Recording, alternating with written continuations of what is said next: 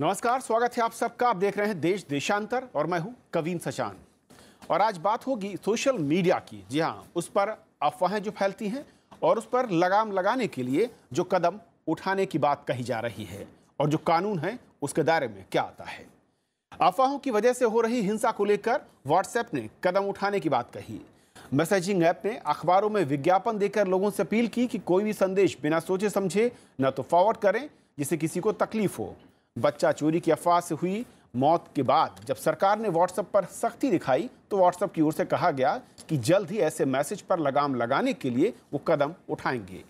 WhatsApp की ओर से ये भी कहा गया कि इस हफ्ते से वो एक नया फीचर ला रहे हैं जिससे आपको पता चल सकेगा कि कौन सा मैसेज फॉरवर्डेड है, और इसके साथ ही व्हाट्सएप ने लोगों को कुछ सलाह दी है। आगे समझेंगे कि ये जो कदम उठाने की बात कही गई है, ये कदम वाकई कितने मजबूत या फिर कितने कमजोर हैं अफवाहों की जमीन पर या फिर उसके बाजार पर। और दूसरा, जो इसके पीछे के कारण बताए जाते हैं, यानी कि सुरक्षा के जो मानक हैं इन ऐप पर, ये सोशल मंच, वो कितना उससे दूर या कितना उसके दायरे में खड़े होते नजर आते हैं। कानूनी तौर पर जो भारत में आईटी एक्ट है उसके दायरे में अफवाह फैलाने वाले या उससे जुड़े मंच क्या शामिल हैं और किस तरीके के प्रावधान हैं। हमारे साथ चार बेहद खास मेहमान हैं। विराग गुप्ता हैं, साइबर लॉ एक्सपर्ट हैं, बहुत स्वागत आपका। हमारे साथ जितेंद्र जैन हैं, निदेशक हैं वाइजर इन्फोसिस प्राइवेट लिमिटेड से, स्वागत है आपका। साधना दीक्षित हैं, पूर्व सदस्य दूरसंचार आयोग से, स्वागत है मैम आपका। और हर्षवर्धन त्रिपाठी हैं, सोशल मीडिया एक्सपर्ट, हमारे साथ, स्वागत है हर्षवर्धन। शुरुआत में हर्ष आपसे करना चाहूँगा, हमने जब चर्चा की थी और जिस तरीके से मॉब लिंचिंग की खबरें आई और अफवाहों के बाद जो मंच हैं सोशल साइट्स के अलग अलग, उन्होंने कदम उठाने की बात कही जब सरकार ने कुछ लोगों को लेटर जारी किया, उसमें व्हाट्सएप भी एक था। ये जो कदम हैं जिनको उठाने की बात कही जा रही है या उठाने की दिशा में कदम बढ़े हैं, वो कितने मजबूत या कमज़ोर या किस तरीके के लगते हैं आपको? देखिए, एक बेसिक बात मैं कहूँगा, चूँकि जब ये लगातार जो सोशल मीडिया साइट्स हैं या प्लेटफॉर्म हैं, व्हाट्सएप है, ट्विटर है, फेसबुक, इनके जितने भी अब तक जो कहें कि ये कह रहे हैं कि हमने सेफ्टी फीचर्स किए हैं, उसमें एक बात बहुत हाईलाइटेड है, बोल्ड है, कोट अनकोट है कि ये मतलब वो उपदेशक की भूमिका में आ गए हैं। वो इस्तेमाल करने वालों को कुछ चीज़ें बता रहे हैं कि आप ये करिए, लेकिन कोई ठोस ऐसी वजह नहीं दिख रही है कि वो हमें पता चले कि ये एक सिक्योरिटी फीचर आ गया, ये एक फायरवॉल है, या ऐसा कुछ उन्होंने फिल्टर डाल दिया है जिसके बाद कोई भी एब्यूजिव, भड़काऊ या गलत तरह की जानकारी आगे बढ़ाई नहीं जा सकेगी। और अगर एक बार ऐसी बढ़ाई गई तो उस तरह के अकाउंट होल्डर्स पर क्या वो कोई कार्रवाई करेंगे। तो ये जो सबसे बड़ी चीज है, मुझे लगता है ध्यान में रखना चाहिए। ये चूंकि दबाव बहुत ज्यादा है और बार बार मैं इसको कहता हूं कि इनके पास कोई रास्ता नहीं है। अगर बाजार इनको कहीं मिलेगा तो वो भारत जैसे देश में है, क्योंकि और कहीं इनके पास बाजार नहीं। दूसरे देशों में बहुत ढेर सारे विकल्प हैं। हम यहाँ चूंकि भी नवजात शिशु हैं तो जो गिनी चुनी चीजें आती हैं हम उस पर आश्रित हो जाते हैं। एक साथ हमारा जिसको कहते हैं ना कि भेड़ तंत्र है, तो वो भेड़ तंत्र एक साथ कूद जाता है, वो बड़ा मार्केट देता है। लेकिन इसी वजह से, शायद इसी भेड़ तंत्र की वजह से कंपनियों के लिए आसानी है कि वो इस तरह के विज्ञापन दे दें, इस तरह की बातें कह दें, उपदेशक की भूमिका में आ जाएं। जबकि आज की टेक्नोलॉजी के युग में हम ये उम्मीद कर रहे हैं कि कम से कम 5 ऐसे मेजर्स बताएं, फीचर बताएं कि आज के बाद से ये कंपनी में अगर आप इस प्लेटफॉर्म का इस्तेमाल करते हुए कुछ गलत करते हैं तो आप कैसे पकड़े जाएंगे, भारत सरकार को उसकी जानकारी कैसे मिलेगी, और आगे के बाद आप कैसे चिन्हित होंगे कि आप उस प्लेटफॉर्म का इस्तेमाल नहीं कर सकें। विराग साहब, 2 चीज़ें हैं। व्हाट्सएप की ओर से एक ऐड आया, वो उसमें कई सारी सलाह दी गई जो उन्होंने कहा कि एक उपदेशक की भूमिका में है, उसको भी समझना चाहूँगा। उन्होंने कुछ फीचर्स का जिक्र किया है, अगले हफ्ते की बात कही, वो अगला हफ्ता कब होगा इसकी जानकारी नहीं है। उसमें कहा जा रहा है कि कोई अगर संदिग्ध मैसेज लगता है, रेड कलर से उसको डिनोट किया जाएगा, अलर्ट किया जाएगा जो यूज़र है, अगर आप उसको फॉरवर्ड करते हैं उसके बारे में पता चल जाएगा। इसके बाद उस सरकार उसको चेक करेगी, उसकी वो जानकारी उनको देंगे। ये जो फीचर हैं जिसकी बात चर्चा हो रही कि ये कदम होंगे, ये कितने मजबूत हैं? देखिए, इतने मजबूत हैं कि जैसे इन्होंने बोला भेड़ तंत्र, और इस भेड़ तंत्र में कैसी कार्रवाइयाँ हो रही हैं। मुझे लगता है आप एक बार विज्ञापन को हम लोग फिर से देखें।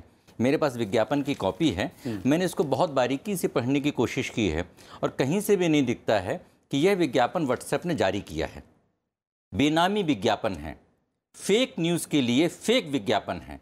और ये फेक क्यों कह रहे हैं? देखिए, मुझे ये मेरे सामने है, इसको आप कैमरे में दिखा दीजिए, इसको कैमरे में दिखा दीजिए। इसमें कहीं पर भी आपको अगर दिख जाए ऊपर या नीचे कि इसमें व्हाट्सएप लिखा है शब्द कि व्हाट्सएप ने जारी किया है, अंदर लिखा हुआ है कि व्हाट्सएप किस तरह प्रकार का मैसेज है, लेकिन ऊपर नीचे कहीं नहीं इसमें ADVT लिखा हुआ है, जैसा कि अखबारों के विज्ञापन के लिए नियम है कि विज्ञापन है।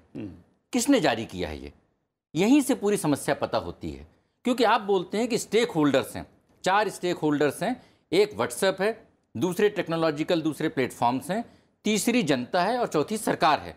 तो आपने उपदेशक की भूमिका में जनता को तो सारी बातें बता दिया, पर आप क्या क्या कर सकते थे? करने के लिए सबसे बेहतरीन उदाहरण पेश किया है ट्विटर ने। ट्विटर ने 7 करोड़ फर्जी अकाउंटों को बंद करा दिया। पर व्हाट्सएप अगर 2 चीज़ें कर दे तो देश की आधी समस्या ये फेक न्यूज़ की खत्म हो जाए। पहले नंबर पर आप एक व्हाट्सएप ऑफिशियल व्हाट्सएप नंबर जारी कर दे देश में, जिसमें एक वो ग्रीवांस ऑफिसर का नाम बता दे। आपको जब भी उन्होंने बोला कि आपको कभी भी कोई संदिग्ध न्यूज़ आए, संदिग्ध लिंक आए, संदिग्ध मैसेज आए, आप उसको इग्नोर करिए। लेकिन उसके बाद की कार्रवाई कैसे? अगर कहीं कोई तस्करी हो रही है, कोई गलत काम हो रहा है, तो आप बोलते हैं कि इसको पुलिस को रिपोर्ट करो। इतने बड़े पैमाने पर भारत की पुलिस इसके लिए सक्षम नहीं है। तो वो मैसेजेस के लिए व्हाट्सएप एक अपना एक प्लेटफॉर्म प्रोवाइड करे कि आप उस मैसेज को मेरे पास भेजिए, हम उसको स्पैम में डालेंगे, उसका सोर्स पता करके उन जो अकाउंट से जहाँ से ये फॉरवर्ड हो रहा है उसको हम ब्लॉक करेंगे। देश में इस समय लगभग 30 लाख लोग सरकारी राजनीतिक दलों के लिए फेक न्यूज़ का पूरा मार्केट क्रिएट कर रहे हैं। इस बार की रिपोर्ट है, इस बार की मैगजीन की। तो सवाल इस बात का है कि आप रेगिस्तान की आंधी आई और आप बोल रहे हैं अपनी खिड़की बंद कर दीजिए, अगर आपके कमरे में धूल आ गई है तो आप रिपोर्ट करिए। लेकिन सवाल इस बात का किससे, वो आंधी कहाँ से आ रही है? उस आंधी का एक आर्थिक तंत्र है जिससे व्हाट्सएप को फ़ायदा है, उस आंधी को क्रिएट करने वाले लोग हैं। लेकिन कम से कम एक तो नंबर दीजिए देश में, व्हाट्सएप वाले देश में एक नंबर तो दें कि इस नंबर पर आप हमको सूचना दे करके और हमको बताइए, जिससे कि हम फेक न्यूज़ के ये जो लोग हैं उनको हम ब्लॉक कर सकें, उनके खिलाफ कार्रवाई कर सकें। अगर सोशल मंच, व्हाट्सएप जैसी संस्थाएं ये कहती हैं कि अगर एक यूज़र को कोई फॉरवर्ड उसने मैसेज किया है और वो फेक है या वो अफवाह है, तो उसकी शिकायत पुलिस को की जा सकती है। तो पुलिस कितना काम करेगी? पुलिस के पास क्या है? पुलिस फिर तो व्हाट्सएप के पास जाएगी। प्रश्न इस बात का है कि एक शब्द होता है मेटा डेटा, तो उसमें क्या होता है कि जब आप ईमेल फॉरवर्ड करते हैं या जब आप फेसबुक या ट्विटर का फॉरवर्ड करते हैं तो पुराना डिटेल आ जाता है, व्हाट्सएप में नहीं आता है। उसको उन्होंने थोड़ा सा रिवाइज करके कर दिया है कि अब आपका फॉरवर्ड का एक सिग्नल आ जाएगा, ये पता चलेगा कि ये मैसेज सामने वाले ने नहीं भेजा, उसके पास भी कहीं से आया है। But what difference does it make? जब तक आपको ये नहीं पता चलेगा कि वो मैसेज आप प्राइवेसी को दरकिनार किए बगैर जिस आदमी ने फेक मैसेज भेजा है, जहाँ से फेक मैसेजेस रेगुलर तौर पे भेजे जा रहे हैं, उसका पता तो व्हाट्सएप को है।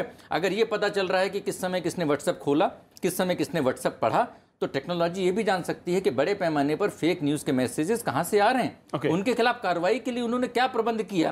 तो स्टेक होल्डर में एक खंबे पर उन्होंने उपदेशक की भूमिका करके जनता के ऊपर पूरा बोझ डाल दिया, लेकिन अपनी पूरी जिम्मेदारियों से बरी हो गए। नहीं, एक बस इसमें जोड़ूंगा मैं, उस देश में जहां फॉरवर्डेड एज रिसीव्ड ये कह के जनता मैसेज भेजती है, वहां व्हाट्सएप इसे सिक्योरिटी फीचर बता रहा है कि हम आपको ये बताएंगे कि ये फॉरवर्डेड है। जनता ये जान के भेज रही है, जिनको भेजना है, जिनको फॉरवर्ड करना है, वो लिख के भेजते हैं फॉरवर्डेड एज रिसीव्ड, यानी उनको भी भरोसा नहीं है, उनको भी इस बात का पता नहीं कि कहां से आया है, क्यों आया है, ऑथेंटिसिटी है या नहीं, इससे किसका नुकसान होगा, किसका फायदा, उनके पास आया, उन्होंने बढ़ा दिया।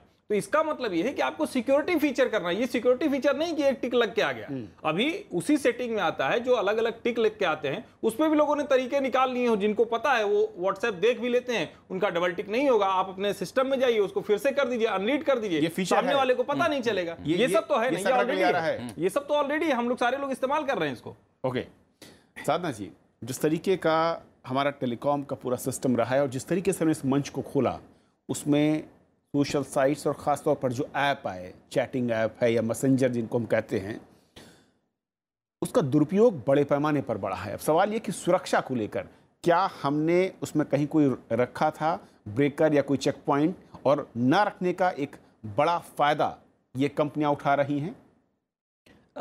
एक तो ये बात है कि सोशल मीडिया जो है उसका रीच जो है बहुत वाइड है, बाकी मीडिया से हटकर, और बहुत तेज़ी से है। क्योंकि आप जो न्यूज़ अगर टीवी पे देखते हैं तो सब लोग नहीं देखते हैं उस समय, या न्यूज़पेपर पढ़ते हैं तो अधिकतर काफ़ी लोग न्यूज़पेपर इमीडिएटली नहीं पढ़ते और हर समय लगातार नहीं। ये अपडेट खटाखट जिस तेज़ी से होता है वो सोशल मीडिया कर पाता है। The number of users also बहुत ज़्यादा बढ़ गए और ये स्मार्टफोन आने की वजह से लोग बाग अब इसका काफ़ी उपयोग कर रहे हैं।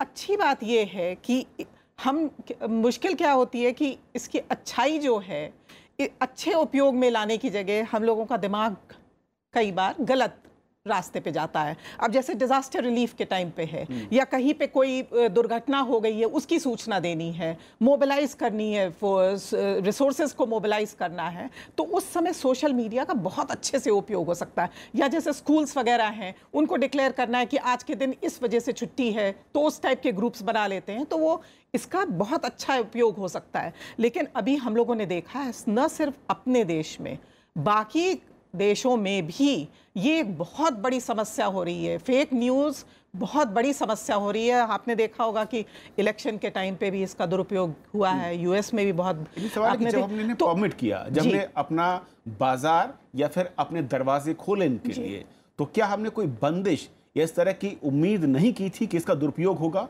और हमने खुले तौर पर उनको छोड़ दिया कि आप जो चाहें उसको इस्तेमाल करें, सुरक्षा मानक क्या है आप तय नहीं करेंगे, आप अपने लिहाज से कानून बनाते हैं, आप अपना सर्वर अमेरिका में लगाएंगे और आप बिजनेस हिंदुस्तान में करेंगे? नहीं, इसके बारे में भी ये चर्चा हुई थी, डिबेट हुई थी, कुछ वर्ष पूर्व ही हुई थी, जब उसमें ये कहा गया था कि ये व्हाट्सएप और ये फ्री सर्विसेज जो दे रहे हैं वो लाइसेंस्ड होनी चाहिए कि नहीं होनी चाहिए। तो आम राय ये बनी थी उस समय कि नहीं, इनको अभी रेगुलेशन में नहीं लाना है।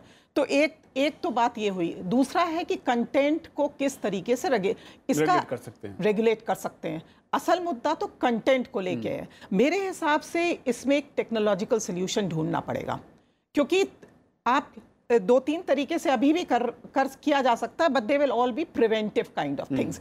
एक बार न्यूज़ चली गई तो जब तक आप उसको रोकेंगे या उसके बारे में, एक तो ये है कि दंडित करिए आप खूब अच्छी तरह से, जिससे सैलिटरी एक इफेक्ट होगा, लेकिन वो प्रिवेंटिव हुआ और उसके बाद हुआ।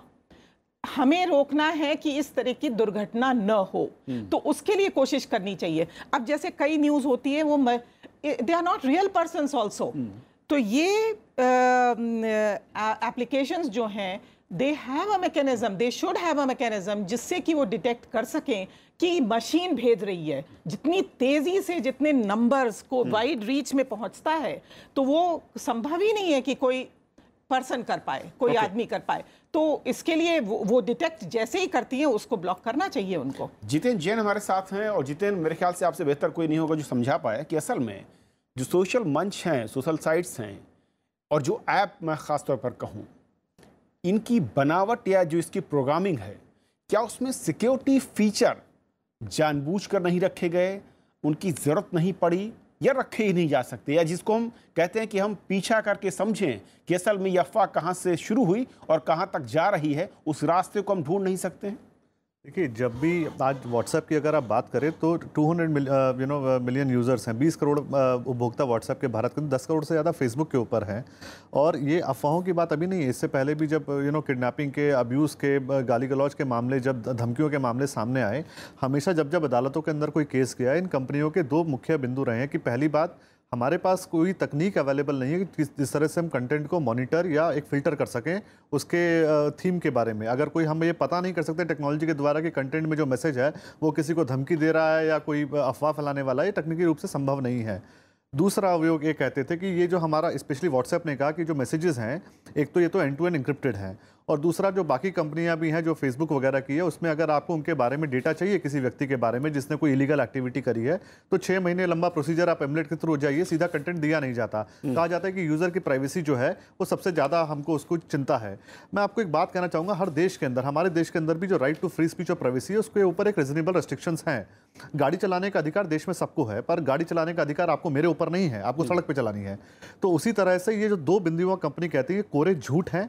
तकनीक अवेलेबल है, उस तकनीक का इस्तेमाल ये कंपनियां कर रही हैं। अगर मैं आपको उदाहरण दूं, आप YouTube के ऊपर जाइए, आप YouTube के ऊपर अगर आज राज्यसभा के टीवी के भी वीडियोस अपलोड होते हैं, दूरदर्शन के भी वीडियो अपलोड होते हैं, अगर मैं आप ही का वीडियो जाके मैं दोबारा अगर अपने अकाउंट से अपलोड करूं और उसके ऊपर अगर मैं एडवर्टाइजमेंट चलाऊं, जो गूगल का एडसेंस प्रोग्राम है, तो तुरंत YouTube में बताता है कि sorry there is a content ID match and there is a IPR violation. ये वीडियो जो है ये राज्यसभा टीवी का है, क्योंकि वो हर फ्रेम को वीडियो के अंदर मैच कर पा रहे हैं। तो ये भी पॉसिबल, इनको ये कर सकते हैं कि अगर कोई बांग्लादेश का वीडियो कलकत्ता में हो रहे दंगों के नाम पर चलाया जाता है, या कोई कराची का वीडियो बैंगलोर के अंदर चलाया जाता है, तो ये पता कर सकते हैं कि ये 6 दिन पहले नया वीडियो अपलोड हुआ कि पुराने वीडियो को बार बार सर्कुलेट किया जा रहा है। दूसरी बात, ये कंपनियां देश के कानून से बचने के लिए एक सेफ हार्बर प्रोविजन का सहारा लेती हैं। ये कहती हैं कि हम तो खाली प्लेटफॉर्म है, जो कंटेंट है वो यूज़र जनरेट कर रहा है, उसके में ना तो हम कोई छेड़खानी करते हैं ना हम उसको मॉडिफाई करते हैं।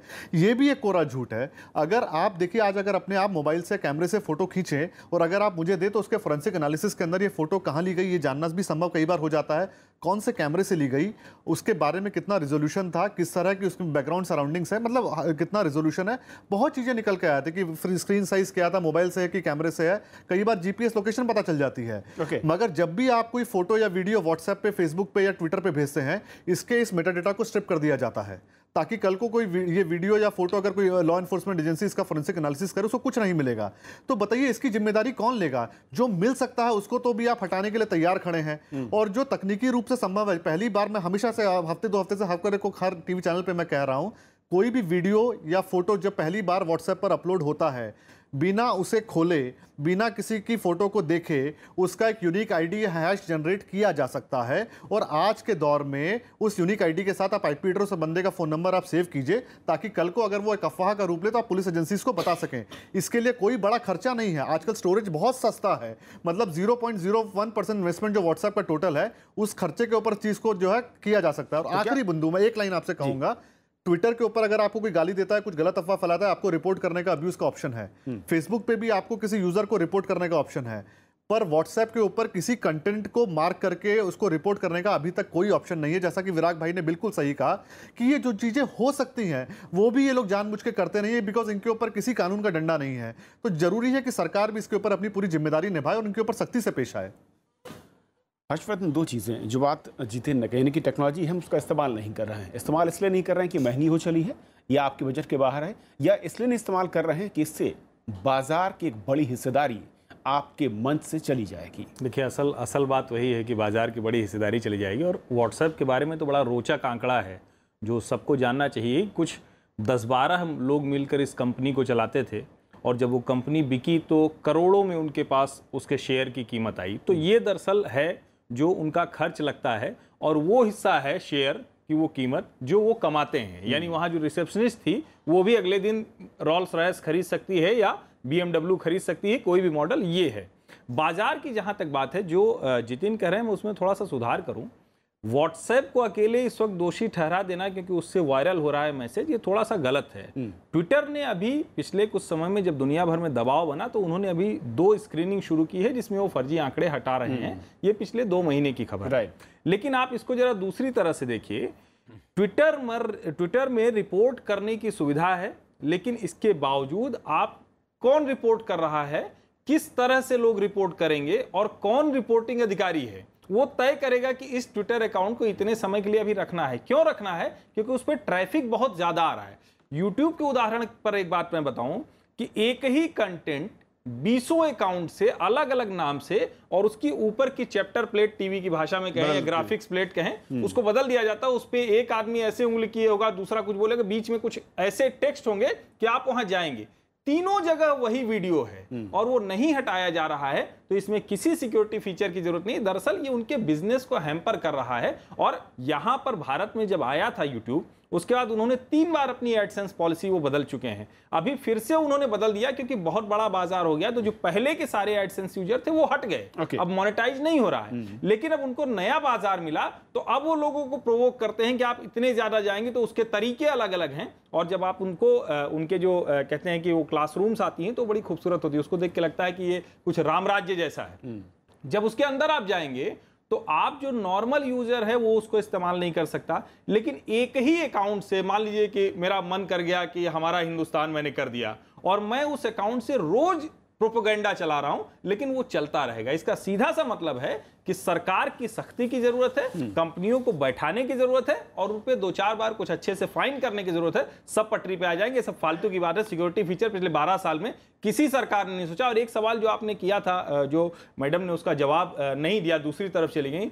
किसी सरकार ने इस देश में सोशल मीडिया के ऊपर कभी सोचा ही नहीं। और ये दुर्भाग्य है कि सिर्फ और सिर्फ टूल की तरह पे काम किया गया, सिक्योरिटी फीचर पे किसी ने नहीं सोचा। मैं आऊंगा जितने, लेकिन मैं एक समझना चाहूंगा, जो वर्तमान में हमारे पास लॉ है, जो कि आईटी एक्ट और ये सब कुछ जिसके दायरे में हम कहते हैं आता है। विराग जी, क्या है वो असल में, और उसमें अगर आप मैसेज को फॉरवर्ड करते हैं, क्योंकि अगर मैं मैसेज फॉरवर्ड कर रहा हूं तो मेरा नंबर तो रजिस्टर्ड है, तो क्या मैं उस सजा के दायरे में हूं जो कि एक्ट कहता है, और क्या उसके जरिए सोशल साइट्स पर इस तरह की अफवाहों को लगाम लगाने की दिशा में कुछ उठाया जा सकता है कदम, या कारगर नहीं है? सोशल मीडिया जब हम बोलते हैं तो उनके पीछे एक कंपनियां हैं या उनके पीछे एक ऐप हैं, और वो बिजनेस यूनिट्स हैं जो बड़े पैमाने पर मुनाफा कमा रहे हैं, और वो प्लेटफॉर्म है जिनकी कानूनी तौर पे जवाबदेही है, ये कानून की परिभाषा के दायरे में है, आईटी एक्ट के भीतर में आते हैं। अब इसमें 3 पहलू आते हैं। पहले नंबर पर यह आता है कि हम, जब आपने उनसे, मैडम से सवाल पूछा था, आपने बोला था कि बाजार को हमने अंदर लाया, दरवाजा खोला और उसके बावजूद उनके ऊपर कोई रेगुलेशन नहीं किया। मैं उसको दूसरी तरह से बोलता हूँ, हमने कभी दरवाजा लगाया ही नहीं। हमने, वो आए और आकर के उन्होंने पूरे उसमें बाजार पे भारत में कब्जा कर लिया, कोई दरवाजा ही नहीं है। और आज आप वहाँ दरवाजे की बात छोड़ दीजिए, दरबान भी नहीं खड़ा कर सकते हैं। ये दिक्कत हो गई है, क्योंकि सोशल मीडिया का जो हमारा कंटेंट है और जो कंपनियां, दोनों का मिक्स कर देते हैं। जब भी बात आती है कि उन कंपनियों के ऊपर कोई नियंत्रण किया जाए, तो वो सामने कंटेंट को लग देती हैं कि देखिए सरकार कंटेंट के ऊपर अंकुश लगाना चाह रही है। सुप्रीम कोर्ट ने बड़ा अच्छा जजमेंट दिया था टाइम्स ऑफ इंडिया मामले में। उसमें उन्होंने बोला था कि फ्रीडम ऑफ एक्सप्रेशन का मतलब ये नहीं है कि जो कंपनी है वो अपनी कानूनी जवाबदेही पूरा नहीं करेगी। अगर कंपनी को हाउस टैक्स भरना है, प्रॉपर्टी टैक्स भरना है, इनकम टैक्स देना है, सारी चीज़ें देनी है, वो जवाबदेही पूरा करेगी। आप ये नहीं बोल सकते कि मैं अखबार चलाता हूँ इसलिए मैं इन जवाबदेही को नहीं पूरा करूँगा। तो व्हाट्सएप, फेसबुक, ट्विटर, गूगल, इन सारी कंपनियों को भारत के कानूनों का पालन करना है। 3 कानून हैं जिनका पालन नहीं कर रहे हैं। पहला कानून ये है कि इनको भारत में एक शिकायत अधिकारी की नियुक्त करना है आईटी इंटरमीडिएट रूल्स के तहत, जो नहीं कर रहे हैं। फर्जी तौर पे उनको आयरलैंड और यूरोप में, अमेरिका में कर दिया गया है। उसकी वजह से मैं समझ रहा हूँ कि अभी जो हमारे पास प्रेजेंट लॉ है उसमें अगर अफवाह को आप फॉरवर्ड कर रहे हैं या आप उसका हिस्सा बन गए हैं, तो क्या उसके दायरे में है अगर सोशल मंच पर है? अब यहाँ पर हम एक्सट्रीम व्यू देखें क्या करते हैं कि महाराष्ट्र जैसी जगहों में कई बार जो हम एडमिन को दोषी मान देते हैं, या मद्रास हाईकोर्ट के जजमेंट के हिसाब से फॉरवर्डिंग को इंडोर्समेंट मान लेते हैं, हम इसको पुलिस के हवाले कर देते हैं। या कश्मीर जैसे हम एक्सट्रीम स्थितियों में कर देते हैं कि जो व्हाट्सएप एडमिन है उनका रजिस्ट्रेशन कराना जरूरी होगा। हमको सोशल मीडिया को इस तरीके अतिरंजना से बचाना होगा। मध्यम मार्ग सिर्फ 3 बातें हैं। नंबर 1, इन कंपनियों के भारत में ऑफिस हो। नंबर 2, ये कंपनियां भारत में टैक्स दें। नंबर 3, ये कंपनियां भारत में सर्वर्स और ग्रीवांस ऑफिसर अपॉइंट करें। तो मुझे लग रहा है कि सारी समस्याएं खत्म हो जाएंगी। आज की तारीख में क्या है कि यहाँ पर पूरी एक अंधेर गर्दी है, एक अराजकता है, क्योंकि उनको मालूम है कि हम कुछ भी करेंगे। आज की तारीख में देखिए, नोएडा में एक नियम है कि अगर आपका खाली प्लाट है और वहाँ गंदगी फैलाते हैं तो आपको ऊपर जुर्माना लगेगा। तो आपने एक प्लेटफॉर्म बना दिया, उस प्लेटफॉर्म की आप जो दिक्कतें हैं, आप प्रॉफिट पूरा कमा रहे हैं। और कड़े नियमों के साथ उनको लाने की जरूरत है। बहुत संक्षेप में जाएंगे क्योंकि वक्त खत्म हो चुका है। बहुत संक्षेप में परिणाम भी आपको दिखाना चाहूंगा, क्योंकि हम लोग इस तूतू मामे के बीच में उनके ऊपर कार्रवाई नहीं करते। आपको जान के आश्चर्य होगा, जब बुरहान वानी के सैनिकों ने मारा तो आशंका थी कि दंगे भड़केंगे, पत्थरबाजी होगी, और कई दिनों के लिए इंटरनेट को बंद कर दिया गया था। उसके बावजूद support Burhan Wani hashtag Twitter के ऊपर ट्रेंड हो रहा था कश्मीर से, और बाद में पता चला कि ये सारी ट्रेंडिंग जो है पाकिस्तान में बैठकर लोग कश्मीर के नाम पर करा रहे थे। तो ये अफवाहों का जो बाजार है, अगर आप इसके ऊपर कार्रवाई नहीं करेंगे तो ऐसा विकराल रूप लेगा कि कल ये भस्मासुर की तरह सबको खा जाएगा। चिंता है, इसीलिए हमने इस चर्चा को यहाँ पर आज रखा कि असल में जो हमारे पास मौजूदा नियम है वो किस तरीके से अफवाहों पर लगाम लगाने में सक्षम है, और किन और कड़े नियमों की देश को जरूरत है अगर सोशल मीडिया पर अफवाहों पर हमें लगाम लगानी है। आप सबका शुक्रिया आज की चर्चा में शामिल होने के लिए। और अब बात दर्शकों की राय की। हमने 10 जुलाई को कार्यक्रम किया था नरेंद्र मोदी और मून की यात्रा के बाद जो शिखर वार्ता थी उसको लेकर। हमारे दर्शक हैं सोहन लाल, जयपुर से लिखते हैं, राजस्थान से भारत दक्षिण कोरिया के रिश्ते आर्थिक सामाजिक हित के साथ साथ सूचना प्रौद्योगिकी और रोजगार के लिहाज से बेहतर हैं। राज्यसभा टीवी जो लोकतंत्र के चौथे स्तंभ की ओर से प्रेरणा स्रोत की भांति है, इस फलात्मक सूक्ष्म विश्लेषण के लिए आपका धन्यवाद। संतोष परासर एक और दर्शक लिखते हैं कि दोनों देशों के सामरिक और व्यापारिक संबंधों को विशेषज्ञों के माध्यम से समझा, मैन्युफैक्चरिंग यूनिट लगाने से रोजगार के रास्ते खुलेंगे और दोनों देशों के अच्छे संबंधों को विस्तार देने की दृष्टि से महत्वपूर्ण है। और ऐसे महत्वपूर्ण विषयों पर चर्चा करने के लिए राज्यसभा टीवी से समय बढ़ाने की वो अपील करते हैं। आप सबका शुक्रिया। आपके सुझाव और राय पर हम लगातार गौर करेंगे। फिलहाल आज इतना ही। नमस्कार।